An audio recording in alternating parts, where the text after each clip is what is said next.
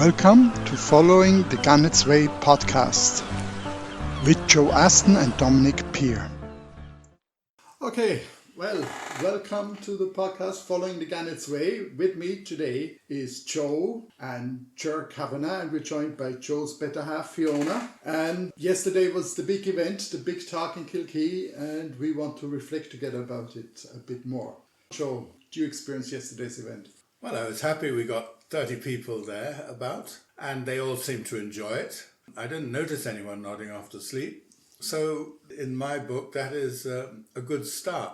But of course, it's like all these things. What are you going to do? How do you follow it up? So Tony Whelan filmed it, and we'll be looking forward to seeing what he can do with that. And this is just a little effort to involve as many people as we can reach and let them know what's happening. The question is how we follow that meeting up. So let's leave it for there and see what Ger and Fiona, what their impressions of the meeting were. Yeah, so Ger, what was your impression? Well, I enjoyed the slideshow and the talk. I felt maybe we didn't give enough time to promoting the electric motor, got its fair share, but promoting the business itself, I felt it kind of just got a mention at the end. Yeah. So people enjoyed a good slideshow.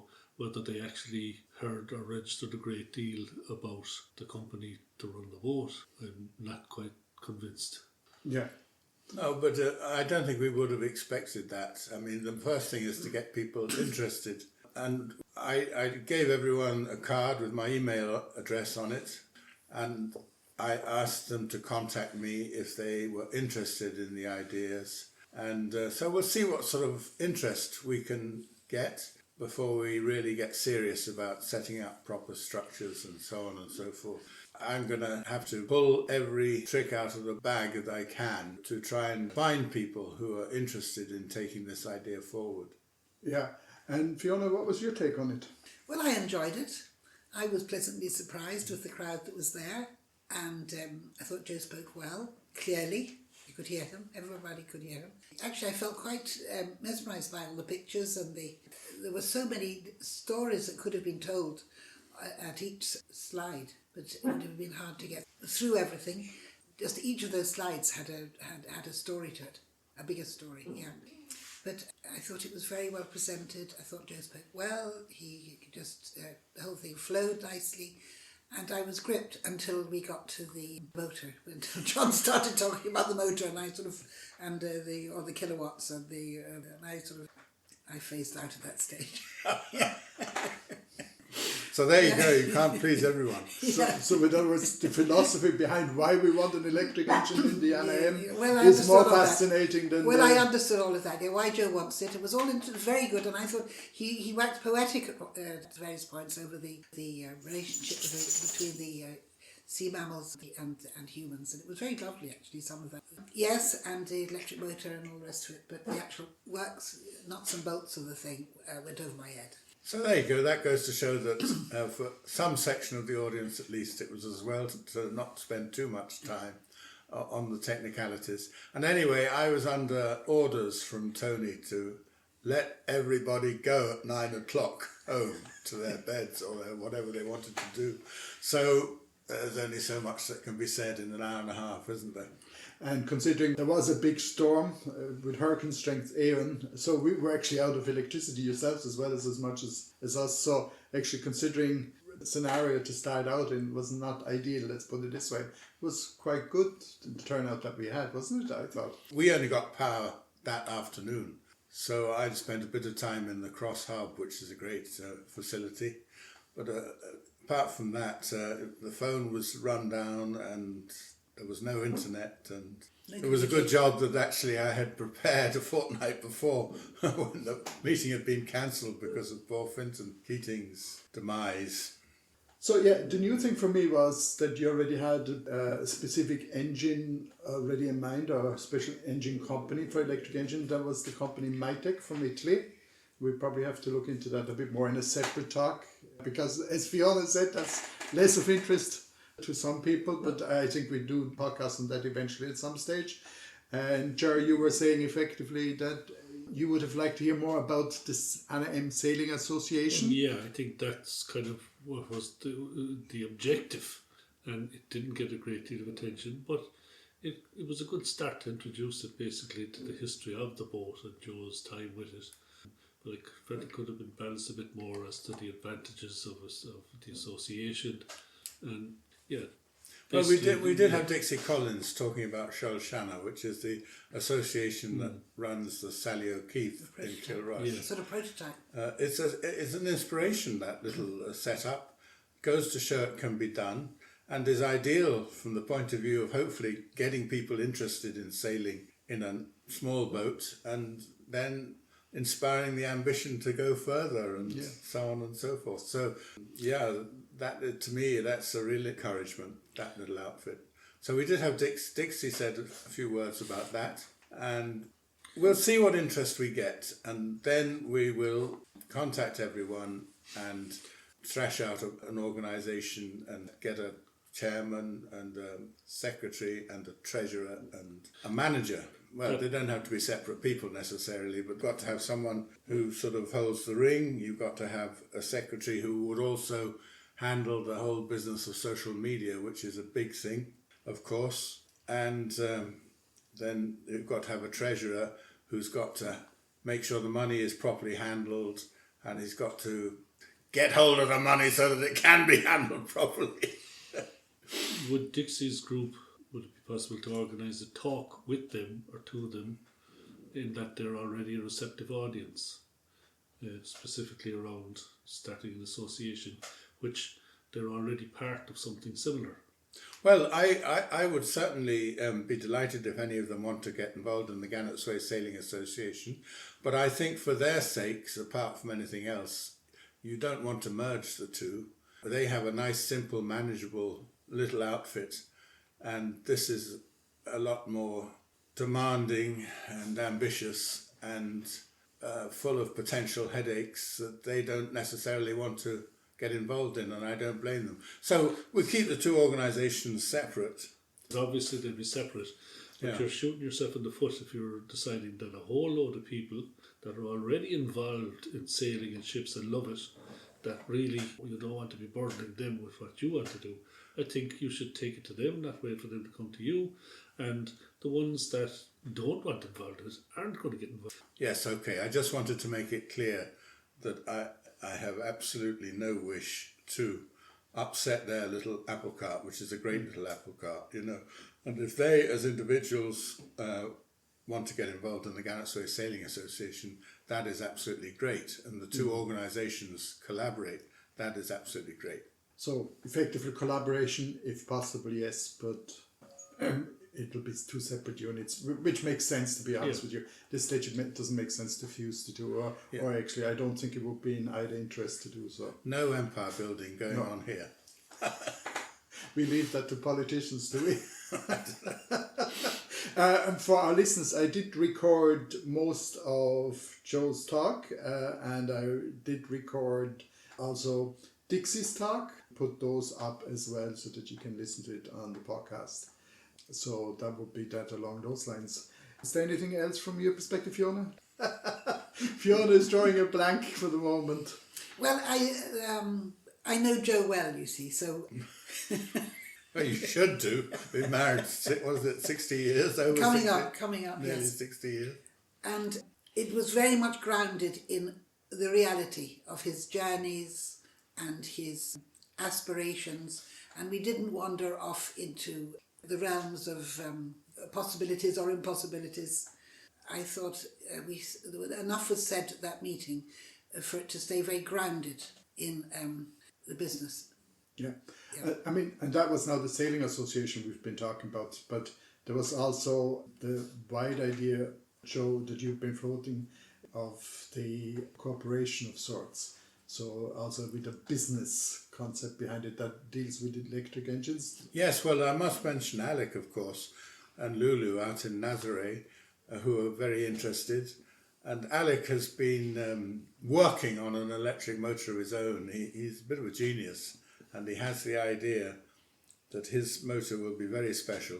And I hope it will be. And I'll do everything I can to support him in that. But I have very little expectation of it being ready this year. And we need to get that NRM on the water working, because there's nothing like an old man in a hurry, and the years are tipping by. They're certainly heading just the one way. And so the Sailing Corporation will be basically then the idea of having Alex engine, if there is a workable prototype, will be in association with Alex engine or an invention, or is that more in line with turning Kilrush into a hub with Mitek? Well, it doesn't have to be just with Mitek by a long chalk. Yeah. I mean, the idea is one essential task of the whole setup is research. Yeah. And we'll be trying out as many different things as we can. And the other thing that the setup will be trying to do is to serve as a hub for people to electrify their boats. So, it'll be up to the person who's buying the motor and to choose whatever we can offer. Okay. And we won't put all our eggs in one basket. We'll get as many eggs as we can, I think, in our nest, and see what works out. And have you floated that idea with Stephen Morris as well already? Oh yeah, well Stephen we've been talking to Stephen all along, of course. Stephen is a boat builder in Kilrush that, Fiona and I have been involved with him for many years, because he came fishing with us in Donegal, and he's been in and out of our lives ever since. Anyway, he married a lovely lady here in Clare, and he's settled in Kilrush with his tools, and he's been building some beautiful little boats. But I would love to see him build a beautiful big boat that could take 15 or so people cruising and sailing and up and down the Gannet's Way, down to the south of Spain and Portugal there in the winter. That's the sort of ambition I have there, so we shall see. We might actually have Stephen Morris around one time for a podcast to discuss certain things. That's a great idea, yeah. When we get to the nitty-gritty of the actual work in the boat, he put in 2 very valuable sessions down in Nazaré. He made the new steel floors on one occasion, and on another he put in 2 new planks. So, and he advised me all along and guided me in the use of epoxy and so on and so forth. So Steve has had quite a big input already. He won the Yachtsman of the Year for the Afloat magazine last year for the Seol Sionna trip with the Sally O'Keefe to Brittany and back. Yes, that lovely little classic boat he built, 33 foot is she, or 30, about 30 I think Dixie said 25. Oh, I think she's more. 25 over deck, but with the bowsprit, then she could. Well, I don't know, but she's only a small open boat, and they sailed her to Brittany off 2 classic boat rallies in Brest and Douarnenez. So that was a great achievement. That is indeed. And it's wonderful to see, sailing being made available to ordinary people. I hate the notion that sailing is an elite thing, and you have your flashy boat if you're a millionaire because it's a status symbol you have to have, and you stick it in a marina, and occasionally you might take it out and you probably moat around with the mainsail up, and it's just horrible. But there are thousands of boats in Europe that hardly ever go to sea at all. Yeah. And meanwhile, the whole business of sailing is just getting beyond the reach in terms of owning a boat for ordinary people. This is not good. We want to make it available to everyone who is attracted to the sea. And I think in a community like this, which has sea all around it, there's something very wrong if there isn't a substantial population of people who are drawn to the sea and fascinated by it. I remember when I was working in the boatyard in Austria, on Lake Constance there were over 55,000 pleasure craft then. 55,000, and that's just a lake, with a length of 60 kilometers and a maximum width of 14 kilometers. And I'm not counting the professional craft like passenger ships that were going to and fro on the lake as well. But on the lake alone, 55,000 pleasure craft, a significant amount of them motorboats and a significant amount of them sailing boats in different sizes that would be on the water there. And we always had the joke going in the boatyard in those days is, if you had the money to have a boat, then you had no time to spend any time on it. And if you had the time to spend on a boat and sail and make use of it, then you didn't have the money to run it. Touché. And that had been always as long as I'm interested in an area, that seemingly always is the issue along those lines. I remember there were a few customers we had, they had this huge, that is 13, 14 meter motorboat with two diesels each of 500 horsepower each in the thing, and he was so busy working all the time, the best he could do is spend a week every summer on the boat, and at that time he wouldn't even waste the money to put the diesel in to actually take a drive out. So it was they just stayed basically in the marina. It was like a kind of a a holiday apartment, and that was it. That's a pity. Although, mind you, I loved the sailing, and the motorboat with the little wind you had on Lake Constance was always a pain in the backside. The wake of it. Lots of millionaires with their yachts pay crews, and a lot of people make their living that way. Young lads learning to sail, and they crew the boats down to the south of France, and the owner flies down, pays the crew to take him out, maybe put up the sails or not for a week or two. Then he flies back home to his business, and other people get to sail it back to Ireland, spending weeks at it. That's true. So there's a whole industry there that the people involved in it maybe benefit more than the people who own it. And there's a place for it, and thank God we have people like that, because it allows young people to get involved and get that experience. Yeah, oh yeah. But unfortunately, not everyone is like Erskine Childers or Conor Bruce O'Brien, the ones that did a lot of sailing themselves, I suppose. I think, Joe, you see yourself along those lines. Well, I suppose so. In philosophic concept, no, not necessarily in action, although I'm not wanting to say that. Well, yeah, I wouldn't be particularly imitating any of them. No.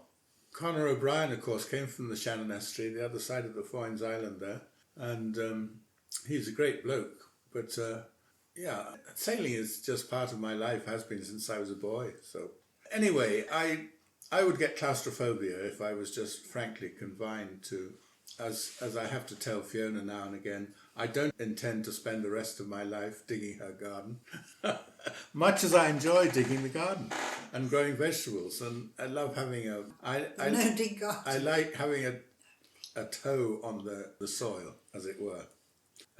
But I also love to get to, especially France and Spain and Portugal, and the thrill of sailing down there, spending some time there, getting a bit of sunshine, especially in the winter, and coming back with some wine. That's makes a big difference to life. And Fiona, even though you were not a natural sailor, I remember you telling stories, you loved your time on the Guadiana River, isn't it? Oh yes, I mean the thing is, we have been able to do things that we never could have afforded. Yeah. Only for only for having the boat. We've had lots of good times, and I've enjoyed it. I mean, I can keep house on the boat. Yeah. It's like a little cottage on the sea, and I did get onto it, and it was a great way of being together and being stress free. You've just small space that you live in, no junk around, no worries, just what's there, and you can enjoy living on the boat for that time. In beautiful places. In beautiful places. Different places. Yeah. We had great adventures. We I've sailed really to enjoyed Rome it. together. Yeah, we sailed as far as Rome, and Spent a winter in Ostia, it is, isn't it? Ostia Marina, as opposed to Ostia Antica, which is up the River Tiber. Yeah. A fantastic ruined Roman town. The old port. The old port, yeah. St. Paul landed there, I think. Yes, all sorts of history. Yeah. St. Augustine, all sorts of history. We spent a winter actually there with the boat. We could get the local, the suburban railway as far as Ostia, of course. So we went to Rome basically one day a week, didn't we? And I found that was as much as I could cope with, but it was fascinating and great fun. And lovely to pick up also, incidentally, because it reminds me of, one of the things we looked up in Rome was the Irish College. And it's great fun in Brittany and in Spain and Portugal to pick up these little links with Ireland from the past, which of course go back hundreds of years. I mean, the Irish saints were backs and forwards like nobody's business. And that was 1,500 years ago, was it? 1,600 years ago. So there's that wonderful tradition that we are privileged to be part of.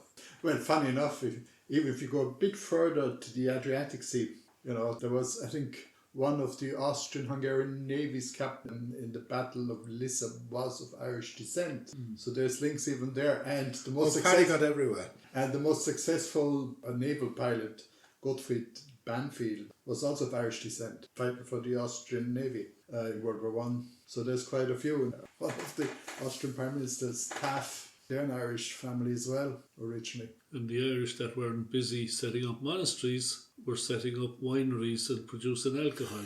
And that was accelerated after the flight of the Earls.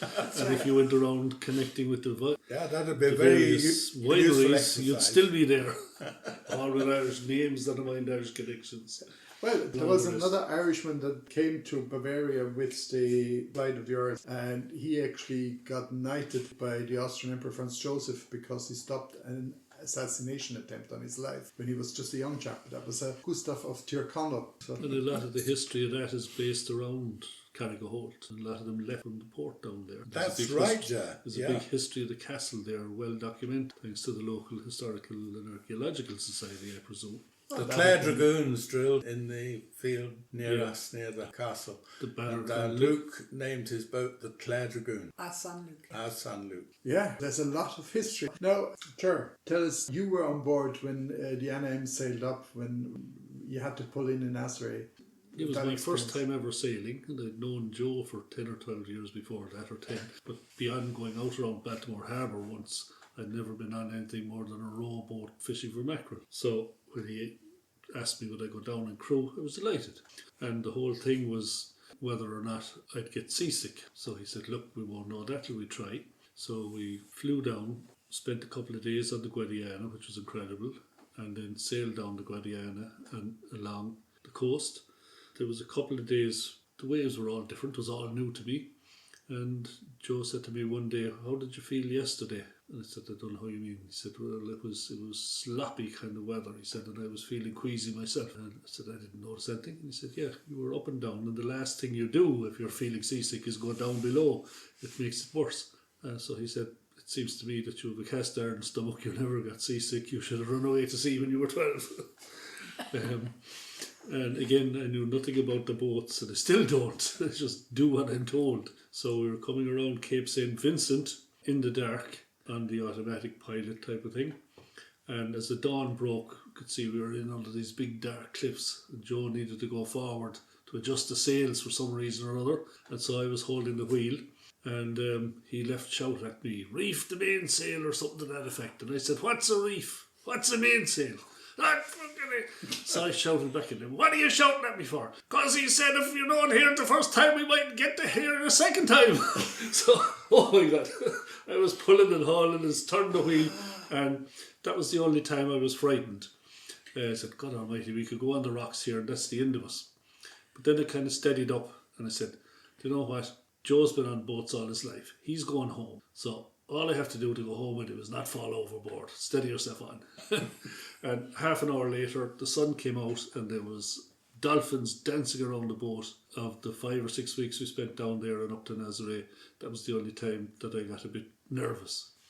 And a fantastic feeling on the sea. You drive out in a boat, and I'm used to ferries and things like that where there's engine and noise and pull. But when you turn off the engine, the silence and the feel of the waves, and I've done a good few little videos of that, it's just something else. You're up and down, and it's a whole other world. Definitely worth trying to experience for anyone that can at all. And in a sense, Joe, the idea, of course, of the Sailing Association is that many people like Ger can have that same kind of experience. And for the Anna M to live on. Well, exactly. That's another dimension. I mean, there are not many boats like the Anna M left at this stage. She was at the peak of the development of wooden yachts, really. John Illingworth, he was a big designer after the Second World War. He won 3 Fastnet races in boats he designed himself. But he built the Anna M and some other boats primarily for cruising. And the rig is handy, you know. The first owner, actually, I think she was probably a girlfriend of his. I can manage the Anna M by myself if I have to. The fact that she's a staysail schooner means the sails are all relatively manageable, besides having a huge, great big Bermuda rig. So she's a great boat. You know, you've got that bit of space and substance under you. So she's a great boat. to take people to sea for the first time in. And in the restoration, there's now some additional bunks that you put in under the Yes, cockpit. I got another 2 bunks in a quarter berth, where before there were big lockers that mostly had spare cans of diesel oil in them or water. There was a lot of wasted space there. So they're ideal. They're a bit awkward, frankly, but they'd be grand for young people, and they'll be cosy. Yeah, so that sounds like we have it cut out for us, some work along those lines. Yeah, because there are potentially 2 double bunks and 4 single bunks. But there's a nice amount of people Well, you can take out. and more could sleep on the floor if they had to. You don't want it. There's only so many people you can cook for in a small boat and all the rest of it. You don't want people getting on each other's nerves. But I will say this for the French, they always used to amaze me, the number of people they used to pack into boats. You see them, all these young people piling in. It was incredible. They do get access to sailing there. You know, they have school kids all get a chance. And same as actually in West Cork, there was a bit of that.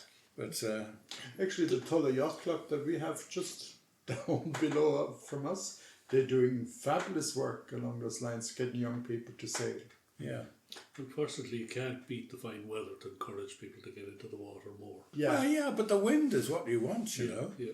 And like the Mediterranean, I don't really rate the Mediterranean for sailing because you're so inclined to have a calm or too much wind. Nasty short seas, and it's not as predictable the weather in the Med as it is here.